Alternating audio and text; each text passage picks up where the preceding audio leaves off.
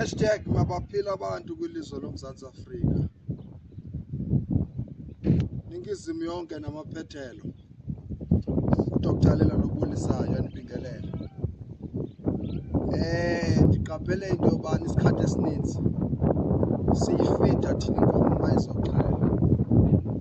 Uyawuzibethela elindlu usowuhlala kuyo.